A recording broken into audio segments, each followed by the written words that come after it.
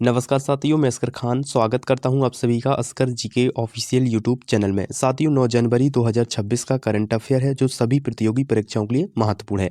Daily video देखने के लिए चैनल को अभी सब्सक्राइब कीजिए। चलिए, आज का हमारा प्रश्न क्या कह रहा है। साथियों, आज का हमारा पहला प्रश्न है, भारत किस क्षेत्र में दुनिया का पहला देश बनने जा रहा है निम्नलिखित में से। तो साथियों, जो भारत है वो किस क्षेत्र में दुनिया का पहला देश बनने जा रहा है, तो बायोवेटेन उत्पादन में, यानी कि ऑप्शन बी इसका राइट आंसर हो जाएगा, बायोवेटेन उत्पादन में। ठीक है, कृषि अवशेषों में बायोबेटुमेन बनने की पहल से भारत इस क्षेत्र में दुनिया का पहला देश बनने जा रहा है। यह नवाचार पर्यावरण संरक्षण वाली प्रदूषण में कमी और पेट्रोलियम आयात पर निर्भरता घटाने में सहायक है। सड़क निर्माण में यह तकनीकी टिकाऊ है, याद रखें टिकाऊ भी है, और आत्मनिर्भर भारत की दिशा में एक महत्वपूर्ण कदम भी है। ठीक है, यानी कि ऑप्शन बी इसका राइट आंसर हो जाएगा। चलिए, हमारा अगला प्रश्न क्या कह रहा है, ध्यान दीजिएगा। ठीक है, अगला प्रश्न साथियों ध्यान दीजिएगा। अगला प्रश्न साथियों, हाल ही में भारतीय रेलवे ने विश्व स्तर पर कौन सी उपलब्धि हासिल की है निम्नलिखित में से। तो प्यारे साथियों, हाल ही में भारतीय रेलवे ने विश्व स्तर पर कौन सी उपलब्धि हासिल की है, तो सबसे बड़ी विद्युतीकृत रेल प्रणाली, यानी कि ऑप्शन सी इसका राइट आंसर हो जाएगा। सबसे बड़ी विद्युत रेल प्रणाली, यानी कि भारतीय रेल का लगभग पूरा ब्रॉड गेज नेटवर्क विद्युतीकृत हो चुका है, यानी कि पूरा ब्रॉड गेज नेटवर्क विद्युतीकृत हो चुका है साथियों, जिसमें यह विश्व की सबसे बड़ी विद्युतीकृत रेल बन गई है, यानी कि विद्युत से चलने वाली रेल बन गई है। इससे डीजल पर निर्भरता घटेगी और परिचालन लागत कम होगी और पर्यावरण संरक्षण को बढ़ावा मिलेगा। यह हरित और आधुनिक परिवहन की दिशा में एक ऐतिहासिक उपलब्धि प्राप्त की है भारत ने। ठीक है, याद रखिएगा। तो चलिए, अगला प्रश्न हमारा क्या कह रहा है, ध्यान दीजिएगा। अगला प्रश्न साथियों ध्यान दे साथियों, अगला प्रश्न हमारा क्या कह रहा है, तो मिजोरम में अदृश्य सांप की पहचान वैज्ञानिकों द्वारा किस माध्यम से पुष्टि की गई निम्नलिखित में से। तो साथियों, हम भारत के मिजोरम राज्य में अदृश्य सांप की पहचान जो कि वैज्ञानिक द्वारा किस माध्यम से पुष्टि की गई थी, तो डीएनए परीक्षण से, यानी कि ऑप्शन बी इसका राइट आंसर हो जाएगा, डीएनए परीक्षण। ठीक है, याद रखिएगा। मिजोरम में जो आदर्श सांप की पहचान है वो वैज्ञानिक द्वारा किस माध्यम से पुष्टि की गई है, तो डीएनए परीक्षण से, यानी कि ऑप्शन बी इसका राइट आंसर हो जाएगा। ठीक है, तो मिजोरम में 15 वर्षों की शोध प्रक्रिया के बाद एक दुर्लभ आदर्श सांप की पहचान डीएनए परीक्षण से की गई है। यह खोज भारत की जैव विविधता को दर्शाती है और आधुनिक आनुवांशिक तकनीकी की वैज्ञानिक उपयोगिता को भी साबित करती है। ठीक है, इससे पूर्व अज्ञात प्रजातियों के संरक्षण में अध्ययन को नई पहचान मिली है। तो साथियों, मोस्ट इंपोर्टेंट करंट अफेयर के प्रश्न नोट करते जाइएगा। ठीक है, चलिए, अगला प्रश्न हमारा क्या कह रहा है, ध्यान दीजिएगा। ठीक है, अगला प्रश्न क्या कह रहा है, ध्यान दें साथियों। अगला प्रश्न हमारा है साथियों, सुरेश कलमाडी का निधन किस आयु में हुआ है। साथियों, हाल ही में सुरेश कलमाडी का जो निधन है वो किस आयु में हुआ है साथियों, तो 21 वर्ष, यानी कि ऑप्शन डी इसका राइट आंसर हो जाएगा। 21 वर्ष की आयु में सुरेश कलमाडी जी का निधन हो गया है। ठीक है, यानी कि ऑप्शन डी इसका राइट आंसर हो जाएगा। तो प्यारे साथियों, सुरेश जो कलमाडी है वो कांग्रेस के वरिष्ठ नेता हैं। कौन है, कांग्रेस के वरिष्ठ नेता हैं और वे पूर्व केंद्रीय मंत्री भी रह चुके हैं। ठीक है, और उनका 21 वर्ष की आयु में निधन हो चुका है। नोट कर लीजिएगा, आपकी परीक्षा में पूछा जा सकता है। ठीक है, तो 21 वर्ष की आयु में उनका निधन हो गया है। वे भारतीय ओलंपिक संघ के पूर्व अध्यक्ष भी रहे। किसके रहे, भारतीय ओलंपिक संघ के पूर्व अध्यक्ष भी रह चुके हैं और खेल प्रशासन तथा राजनीतिक में उनके कई योगदान रहे हैं। कलमाडी जी की मौत से खेल व राजनीतिक समाज में शोक की लहर दौड़ गई है, मतलब मातम छाया है। ठीक है, चलिए अगला प्रश्न हमारा क्या है, ध्यान दें। अगला प्रश्न साथियों ध्यान दीजिएगा। ठीक है, अगला प्रश्न क्या है साथियों, ध्यान दें। डीआरडीओ ने सैनिकों के लिए किस उद्देश्य से पोर्टल जल अलवाणीकरण प्रणाली विकसित की है निम्नलिखित में से। तो प्यारे साथियों, डीआरडीओ ने सैनिकों के लिए किस उद्देश्य से पोर्टल जल अलवाड़ीकरण प्रणाली विकसित की है निम्नलिखित में से? तो साथियों दुर्गम क्षेत्रों में स्वच्छ पेयजल उपलब्ध कराने हेतु, यानी कि ऑप्शन सी इसका राइट आंसर हो जाएगा। ठीक है, तो DRDO ने सैनिकों के लिए किस उद्देश्य से पोर्टेबल जल अलवाड़ीकरण प्रणाली विकसित की है? तो दुर्गम क्षेत्रों में स्वच्छ पेयजल उपलब्ध कराने हेतु, यानी कि ऑप्शन सी इसका राइट आंसर हो जाएगा।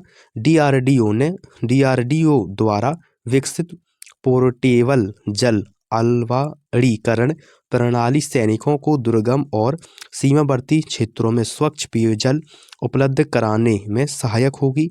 यह प्रणाली खारे या समुद्री पानी को पीने योग्य बनाती है, जिससे सैनिकों की आत्मनिर्भरता, सुरक्षा और संचालन क्षमता में वृद्धि होगी। ठीक है, चलिए अगला प्रश्न हमारा क्या कह रहा है, ध्यान दीजिएगा। नेक्स्ट प्रश्न, अगला प्रश्न साथियों ध्यान दीजिएगा। ठीक है, मोस्ट इंपोर्टेंट प्रश्न है, करंट अफेयर के, नोट करते जाइएगा। ठीक है, तो ओमान और न्यूजीलैंड के साथ मुक्त व्यापार समझौता में भारत के किस क्षेत्र को औपचारिक मान्यता मिली है?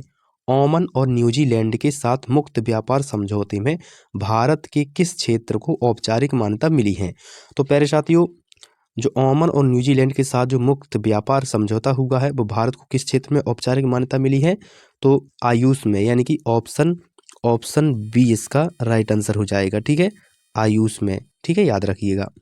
तो ओमान और न्यूजीलैंड के साथ मुक्त व्यापार समझौता में आयुष को औपचारिक मान्यता मिलने से भारतीय पारंपरिक चिकित्सा प्रणाली को वैश्विक पहचान मिलेगी। इसमें आयुर्वेदिक, योग, यूनानी और सिद्ध पद्धतियों के निर्यात, अंतर्राष्ट्रीय सहयोग और स्वास्थ्य सेवाओं में नए अवसर सुजित होंगे। ठीक है, याद रखिएगा। चलिए अगला प्रश्न हमारा क्या कह रहा है, ध्यान दीजिएगा। अगला प्रश्न ध्यान दें साथियों, योगी सरकार की किस पहल के तहत उत्तर प्रदेश को पहला राज्य विश्वविद्यालय स्तरीय ब्रेल पुस्तकालय मिला निम्नलिखित में से? तो साथियों योगी सरकार की किस पहल के तहत उत्तर प्रदेश को पहला राज्य विश्वविद्यालय स्तरीय ब्रेल पुस्तकालय मिला निम्नलिखित में से? तो साथियों ऑप्शन बी इसका राइट आंसर हो जाएगा। ठीक है, चलिए इसे समझते हैं। तो समावेशी शिक्षा पहल, ठीक है, ऑप्शन बी इसका राइट आंसर हो जाएगा। तो साथियों योगी सरकार द्वारा स्थापित राज्य विश्वविद्यालय स्तरीय ब्रेल पुस्तकालय दिव्यांग छात्रों के लिए शिक्षा को सुलभ बनाने की एक दिशा है, जो ऐतिहासिक कदम है। ठीक है, यह पहल समावेशी शिक्षा को बढ़ावा देती है, जिससे कि दृष्टिबाधित विद्यार्थियों को उच्च शिक्षा में समान अवसर मिल सके। क्या है, ठीक है, याद रखिएगा। तो योगी सरकार की जो पहल है वो उत्तर प्रदेश को राज्य का पहला विश्व स्तरीय ब्रेल पुस्तकालय मिला है, तो मिला है समावेशी शिक्षा पहल। ठीक है, याद रखिएगा, ऑप्शन बी इसका राइट आंसर हो जाएगा। ठीक है, याद रखिएगा, मोस्ट इंपोर्टेंट है साथियों प्रश्न। चलिए अगला प्रश्न, अगला प्रश्न क्या कह रहा है हमारा, ध्यान दीजिएगा। ठीक है, ध्यान दें साथियों, अगला प्रश्न क्या कह रहा है। तो किस देश ने पहली बार एक परागण करने वाली कीट को संवैधानिक संरक्षण प्रदान किया निम्नलिखित में से? कीट मतलब मधुमक्खियों। ठीक है, तो संवैधानिक संरक्षण प्रदान किया है निम्नलिखित में से। तो साथियों जो किस देश ने पहली बार एक परागण करने वाली मधुमक्खी यानी कि कीट को संवैधानिक संरक्षण प्रदान किया है निम्नलिखित में से? तो पेरू ने, यानी कि ऑप्शन बी इसका राइट आंसर हो जाएगा, पेरू ने। ठीक है, याद रखिएगा, पेरू देश ने, पेरू में पहली बार स्टिंगेलेस मधुमक्खियों को संवैधानिक दर्जा देकर उन्हें कानूनी अधिकार प्रदान किए गए हैं। यह निर्णय जैव विविधता संरक्षण और पर्यावरणीय संतुलन की दिशा में एक ऐतिहासिक कदम है। इससे कीट संरक्षण, पारिस्थितिकी तंत्र और सतत विकास को वैश्विक स्तर पर नई सोच मिलेगी। ठीक है, चलिए नेक्स्ट प्रश्न, अगला हमारा प्रश्न क्या कह रहा है, ध्यान दीजिएगा। ठीक है, अगला प्रश्न क्या हमारा, ध्यान दे साथियों। तो RINL यानी कि RINL ने हाल ही में कौन सा राष्ट्रीय खिताब लगातार 6वीं बार जीता है निम्नलिखित में से? तो साथियों RINL ने हाल ही में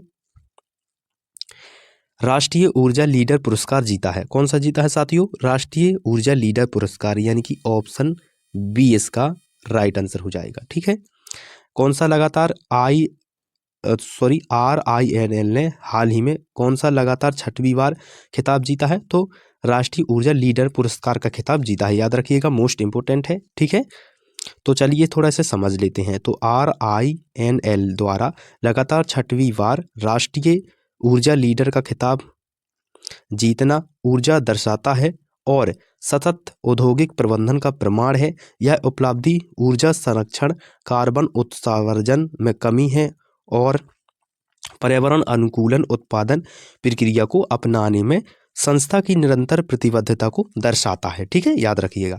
चलिए अगला प्रश्न हमारा क्या कह रहा है, ध्यान दीजिएगा। लास्ट प्रश्न है, मोस्ट इंपोर्टेंट प्रश्न है साथियों, नोट करते जाइएगा। ठीक है, तो आज का हमारा प्रश्न है साथियों, मदुरो के ट्रायल के दौरान वेनेजुएला की अंतरिम राष्ट्रपति के रूप में किसने शपथ ली? निम्नलिखित में से मदुरो के ट्रायल के दौरान वेनेजुएला की अंतरिम राष्ट्रपति के रूप में किसने शपथ ली? निम्नलिखित में से।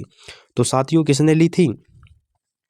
तो डेल्सी रोड्रिगेज ने। ठीक है, डेल्सी रोड्रिगेज ने, यानी कि ऑप्शन बी इसका राइट आंसर हो जाएगा। ठीक है, डेल्सी रोड्रिगेज ने। ठीक है, तो वेनेजुएला में राजनीतिक अस्थिरता के बीच मदुरो के ट्रायल के दौरान डेल्सी रोड्रिगेज ने अंतरिम राष्ट्रपति के रूप में शपथ ली। यह कदम सत्ता हस्तांतरण की संवैधानिक प्रक्रिया को दर्शाता है और देश के शासन की निरंतरता बनाए रखने के उद्देश्य से यह कदम उठाया गया है। ठीक है, इससे वेनेजुएला की राजनीति में नया मोड़ आया है, याद रखिएगा। चलिए अगला प्रश्न, लास्ट प्रश्न था साथियों। ये थे टॉप 10 करंट अफेयर के महत्वपूर्ण प्रश्न जो आपकी परीक्षाओं के लिए मोस्ट इंपॉर्टेंट है। तो साथियों कमेंट बॉक्स में बताइएगा कि आप लोगों को आज का करंट अफेयर कैसा लगा और भी इसमें कौन से प्रश्न ऐड हुए आप बता सकते हैं। और अपनी तैयारी मजबूत करते रहिए, हमारे चैनल से जुड़े रहिए। अगर अच्छी वीडियो लगी हो तो वीडियो को लाइक कर दीजिएगा, चैनल को सब्सक्राइब कर दीजिएगा और अपने दोस्तों के साथ शेयर कर दीजिएगा। धन्यवाद।